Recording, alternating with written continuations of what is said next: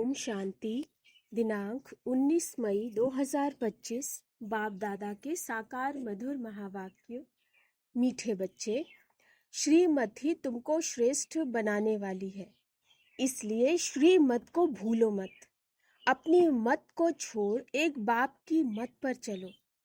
प्रश्न: पुण्य आत्मा बनने की युक्ति क्या है? उत्तर: पुण्य आत्मा बनना है तो सच्चे दिल से प्यार से एक बाप को याद करो। दूसरा, कर्मेंद्रियों से कोई भी विकर्म न करो, सबको रास्ता बताओ।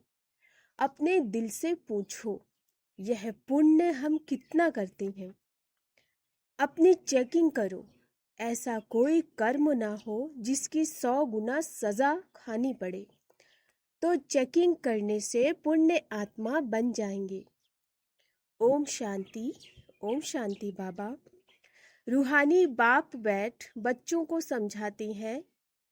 यह तो बच्चों को मालूम है कि अभी हम शिव बाबा की मत पर चल रहे हैं। उनकी है ऊंचते ऊंच मत। दुनिया यह नहीं जानती कि ऊंचते ऊंच शिव बाबा कैसे बच्चों को श्रेष्ठ बनाने के लिए श्रेष्ठ मत देते हैं।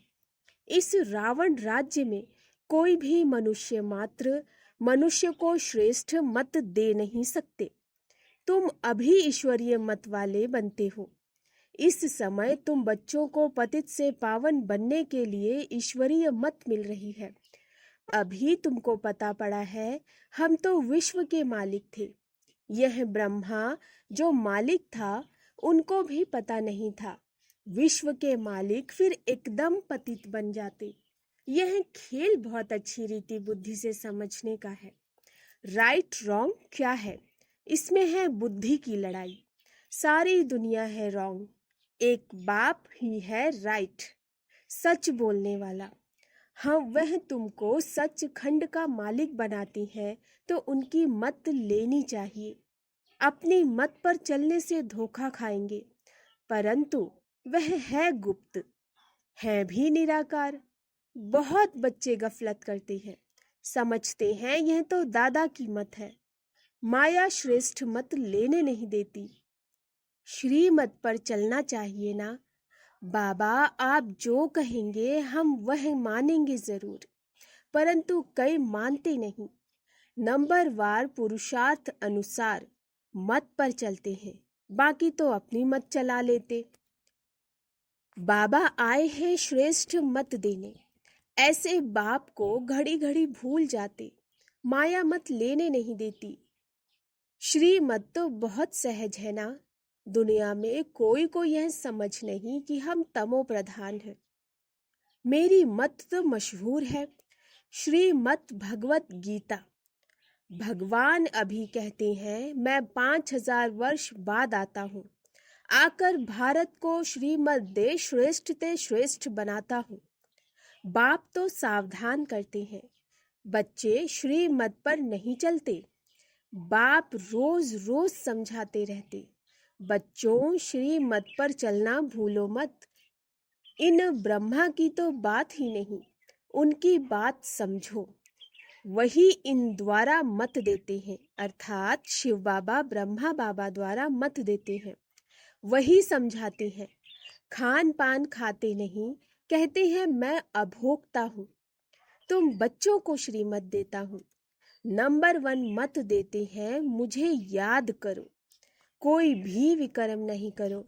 अपने दिल से पूछो कितना पाप किया है।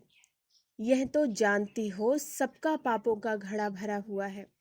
इस समय सभी रॉन्ग रास्ते पर हैं। तुम्हें अभी बाप द्वारा राइट रास्ता मिला। तुम्हारी बुद्धि में सारा ज्ञान है। गीता में जो ज्ञान होना चाहिए वह है नहीं। वह कोई बाप की बनाई हुई नहीं। यह भी भक्ति मार्ग में नूंद है। कहते भी हैं भगवान आकर भक्ति का फल देते। बच्चों को समझाया, ज्ञान से सद्गति है। सद्गति भी सबकी होती है, दुर्गति भी सबकी हुई। यह तो दुनिया ही तमो प्रधान है, सतो प्रधान कोई है नहीं। पुनर्जन्म लेते लेते अब पिछाड़ी आकर हुए हैं। अब मौत सबके सिर पर खड़ा है। भारत की ही बात है, गीता भी है देवी देवता धर्म का शास्त्र। तो तुम्हें दूसरे कोई धर्म में जाने से क्या फायदा? हर एक अपनी अपनी कुरान बाइबल आदि ही पढ़ते हैं, अपने धर्म को जानते हैं। एक भारतवासी ही अन्य सब धर्मों में चले जाते और सब अपने अपने धर्म में पक्के हैं। हर एक धर्म वाले की शक्ल आदि अलग है। बाप स्मृति दिलाते हैं, बच्चे तुम अपने देवी देवता धर्म को भूल गए हो। तुम स्वर्ग के देवता थे। हम सो का अर्थ भारतवासियों को बाप ने सुनाया है। बाकी हम आत्मा सो परमात्मा नहीं है। यह बातें तो भक्ति मार्ग के गुरु लोगों ने बनाई है। गुरु भी करोड़ों होंगे। स्त्री को पति के लिए कहते हैं कि यह तुम्हारा गुरु ईश्वर है, जबकि पति ही ईश्वर है। फिर हे भगवान हे राम क्यों कहती हो? मनुष्यों की बुद्धि बिल्कुल ही पत्थर बन गई। यह खुद भी कहते हम भी ऐसे थे। कहाँ बैकुंठ का मालिक श्री कृष्ण, कहाँ फिर उनको गांव का छोरा कह दिया। श्याम सुंदर कहते हैं, अर्थ थोड़ी ही समझते। अभी बाप ने तुमको समझाया है, जो नंबर 1 सुंदर वही नंबर लास्ट तमो प्रधान श्याम बनते हैं।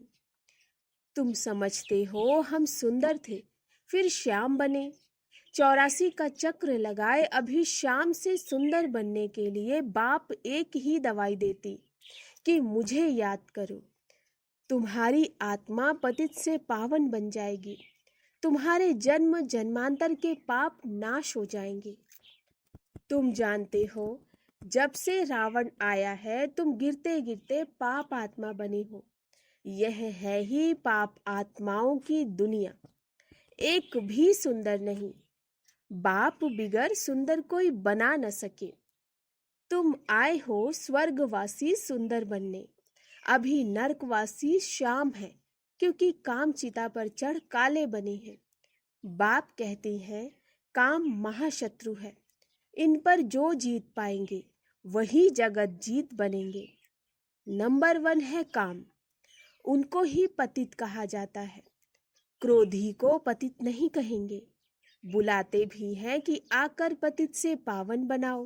तो अब बाप आए हैं, कहते हैं यह अंतिम जन्म पावन बनो। जैसे रात के बाद दिन, दिन के बाद रात होती है, वैसे संगम युग के बाद फिर सतयुग आना है। चक्र फिरता है। बाकी और कोई आकाश में अथवा पाताल में दुनिया ही नहीं। सृष्टि तो यही है। सतयुग त्रेता द्वापर कलयुग यहाँ ही है। झाड़ भी एक ही है और कोई हो नहीं सकता। यह सब गपोड़े हैं जो कहते हैं अनेक दुनियाएं हैं। बाप कहते हैं यह सब है भक्ति मार्ग की बातें। अब बाप सत्य बात सुनाते हैं। अब अपने अंदर देखो, हम कहाँ तक श्रीमत पर चल सतो प्रधान अर्थात पुण्य आत्मा बन रहे हैं। सतो प्रधान को पुण्य आत्मा, तमो प्रधान को पाप आत्मा कहा जाता है। विकार में जाना पाप है। बाप कहते हैं अब पवित्र बनो। मेरे बने हो तो मेरी श्रीमत पर चलना है। मुख्य बात है कोई पाप नहीं करो। नंबर 1 पाप है विकार में जाना। फिर और भी पाप बहुत होते हैं। चोरी चकारी ठगी आदि बहुत करते। फिर बहुतों को गवर्नमेंट पकड़ती भी है। अब बाप बच्चों को कहती हैं तुम अपने दिल से पूछो, हम कोई पाप तो नहीं करते। ऐसे मत समझो हमने चोरी की व रिश्वत खाई तो यह बाबा तो जानी जाननहार है, सब जानते हैं। नहीं, जानी जाननहार का अर्थ कोई यह नहीं है। अच्छा, कोई ने चोरी की, बाप जानेंगे फिर क्या? जो चोरी की उसका दंड 100 गुना हो ही जाएगा। बहुत बहुत सजा खाएंगे। पद भी भ्रष्ट हो जाएगा। बाप समझाते हैं ऐसे अगर काम करेंगे तो दंड भोगना पड़ेगा। कोई ईश्वर का बच्चा बनकर फिर चोरी करता, शिव बाबा जिससे इतना वर्षा मिलता है उनके भंडारे से चोरी करता, यह तो बहुत बड़ा पाप है। कोई कोई में चोरी की आदत होती है, उनको जेल बर्ड कहा जाता है। यह है ईश्वर का घर, सब कुछ ईश्वर का है ना। ईश्वर के घर में आते हैं बाप से वर्षा लेने, परंतु कोई कोई की आदत हो जाती है, उसकी सजा 100 गुना बन जाती। सजाएं भी बहुत मिलेंगी और फिर जन्म बाई जन्म डर्टी घर में जाए जन्म लेंगे तो अपना ही नुकसान किया ना। ऐसे बहुत हैं जो याद में बिल्कुल नहीं रहते, सुनते कुछ नहीं, बुद्धि में चोरी आदि के ही ख्यालात चलते रहते हैं। ऐसे बहुत सत्संग में जाते, चप्पल चोरी कर लेते, उनका धंधा ही यह रहता। जहाँ सत्संग होता वहां जाकर चप्पल चोरी कराएंगे। दुनिया बिल्कुल ही डर्टी है। यह है ईश्वर की घर, यह है ईश्वर का घर। चोरी की आदत तो बहुत खराब है। कहा जाता है कख का चोर सो लख का चोर। अपने अंदर से पूछना चाहिए, हम कितना पुण्य आत्मा बने, कितना बाप को याद करते हैं, कितना हम स्वदर्शन चक्रधारी बनते हैं, कितना समय ईश्वरीय सर्विस में रहते, कितने पाप करते जा रहे हैं। अपना पोता मेल रोज देखो, कितना पुण्य किया, कितना योग में रहा, कितनों को रास्ता बताया। धंधा आदि तो भल करो, तुम कर्म योगी हो, कर्म तो भल करो। बाबा यह बैजेज बनाते रहते हैं। अच्छे अच्छे लोगों को इस पर समझाओ। इस महाभारत लड़ाई द्वारा ही स्वर्ग के गेट्स खुल रहे हैं। श्री कृष्ण के चित्र में नीचे लिखत पड़ी फर्स्ट क्लास है, परंतु बच्चे अभी इतना विशाल बुद्धि नहीं हुए। थोड़ा ही धन मिलता है तो नाचने लग पड़ते। कोई को जास्ती धन होता तो समझते हैं हमारे जैसा कोई नहीं। जिन बच्चों को बाप की परवाह नहीं, उन्हें बाप जो इतना अविनाशी ज्ञान रत्नों का खजाना देते, उसकी भी कदर नहीं रहती। बाबा एक बात कहेगा, वह दूसरी बात कर लेते। परवाह ना होने के कारण बहुत पाप करते रहते हैं। श्रीमत पर चलते नहीं, फिर गिर पड़ते। बाप कहेंगे यह भी ड्रामा, उनकी तकदीर में नहीं है। बाबा तो जानते हैं ना, बहुत पाप करते हैं। अगर निश्चय हो कि बाप हमको पढ़ाते हैं तो खुशी रहनी चाहिए। तुम जानते हो हम भविष्य नई दुनिया में प्रिंस प्रिंसेस बनेंगे तो कितनी खुशी रहनी चाहिए। परंतु बच्चे तो अभी तक भी मुरझाते रहते हैं, वह अवस्था ठहरती नहीं। बाबा ने समझाया है, विनाश के लिए रिहर्सल भी होगी, कैलेमिटीज भी होंगी, भारत को कमजोर करते जाएंगे। बाप खुद कहते हैं यह सब होना ही है, नहीं तो विनाश कैसे होगा। बर्फ की बरसात पड़ेगी, फिर खेती आदि का क्या हाल होगा। लाखों मरते रहते, कोई बतलाते थोड़े ही हैं। तो बाप मुख्य बात समझाते हैं कि ऐसे अपने अंदर जांच करो, मैं कितना बाप को याद करता हूँ। बाबा आप तो बड़े मीठे हो, कमाल है आपकी। आपका फरमान है मुझे याद करो तो 21 जन्म के लिए कभी रोगी नहीं बनेंगे। अपने को आत्मा समझ बाप को याद करो तो मैं गारंटी करता हूँ, सम्मुख बाप तुमको कहते हैं, तुम फिर औरों को सुनाते हो। बाप कहते हैं मुझ बाप को याद करो, बहुत प्यार करो। तुमको कितना सहज रास्ता बताता हूँ पतित से पावन होने का। कोई कहते हैं हम तो बहुत पाप आत्मा हैं। अच्छा, फिर ऐसे पाप नहीं करो, मुझे याद करते रहो, तो जन्म जन्मांतर के जो पाप हैं वह इस याद से भस्म होते जाएंगे। याद की ही मुख्य बात है। इनको कहा जाता है सहज याद। योग अक्षर भी निकाल दो। सन्यासियों के हठ योग तो किस्म किस्म के हैं, अनेक प्रकार से सिखलाते हैं। इस बाबा ने गुरु तो बहुत किए, अभी बेहद का बाप कहते हैं इन सब को छोड़ो, इन सब का भी मुझे उद्धार करना है और कोई की ताकत नहीं जो ऐसे कह सके। बाप ने ही कहा है, मैं इन साधुओं का भी उद्धार करता हूँ। फिर यह गुरु कैसे बन सकते? तो मूल एक बात बाप समझाते हैं, अपने दिल से पूछो। हम कोई पाप तो नहीं करते, किसको दुख तो नहीं देते, इनमें कोई तकलीफ नहीं। अंदर जांच करनी चाहिए, सारे दिन में कितना पाप किया, कितना याद किया। याद से ही पाप भस्म होंगे। कोशिश करनी चाहिए। यह बहुत मेहनत का काम है। ज्ञान देने वाला एक ही बाप है। बाप ही मुक्ति, जीवन मुक्ति का रास्ता बतलाते हैं। अच्छा, मीठे मीठे सिकिलधे बच्चों प्रति माता पिता बाप दादा का याद प्यार और गुड मॉर्निंग। रूहानी बाप की रूहानी बच्चों को नमस्ते। हम रूहानी बच्चों की रूहानी माता पिता बाप दादा को नमस्ते नमस्ते नमस्ते। गुड मॉर्निंग बाबा। धारणा के लिए मुख्य सार। बाप जो अविनाशी ज्ञान रत्नों का खजाना देते हैं, उसका कदर करना है। बेपरवाह बन पाप कर्म नहीं करने हैं।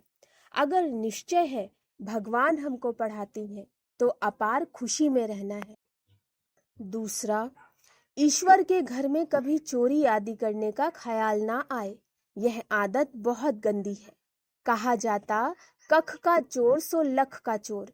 अपने अंदर से पूछना है, हम कितना पुण्य आत्मा बने। वरदान। निर्बल, दिल शिकस्त, असमर्थ आत्मा को एक्स्ट्रा बल देने वाले रूहानी रहम दिल भव। निर्बल, दिल शिकस्त, असमर्थ आत्मा को एक एक्स्ट्रा बल देने वाले रूहानी रहम दिल भव। जो रूहानी रहम दिल बच्चे हैं, वह महादानी बन बिल्कुल होपलेस केस में होप पैदा कर देते, अर्थात उम्मीद पैदा कर देते। निर्बल को बलवान बना देते। दान सदा गरीब को, बेसहारे को दिया जाता। तो जो निर्बल, दिल शिकस्त, असमर्थ प्रजा क्वालिटी की आत्माएं हैं, उनके प्रति रूहानी रहम दिल बन महादानी बनो। आपस में एक दूसरे के प्रति महादानी नहीं, वह तो सहयोगी साथी हो, भाई भाई हो, हम शरीक पुरुषार्थी हो। सहयोग दो, दान नहीं। स्लोगन। सदा एक बाप के श्रेष्ठ संग में रहो तो किसी के संग का रंग प्रभाव में नहीं डाल सकता। सदा एक बाप के श्रेष्ठ संग में रहो तो किसी के संग का रंग प्रभाव नहीं डाल सकता। अव्यक्त इशारे। रूहानी रॉयल्टी और प्यूरिटी की पर्सनैलिटी धारण करो। प्यूरिटी के साथ साथ चेहरे और चलन में रूहानियत की पर्सनैलिटी को धारण कर इस ऊंची पर्सनैलिटी के रूहानी नशे में रहो। अपनी रूहानी पर्सनैलिटी को स्मृति में रख, सदा प्रसन्न चित्त रहो तो सब प्रश्न समाप्त हो जाएंगे। अशांत और परेशान आत्माएं आपकी प्रसन्नता की नजर से प्रसन्न हो जाएंगी। अच्छा, ओम शांति।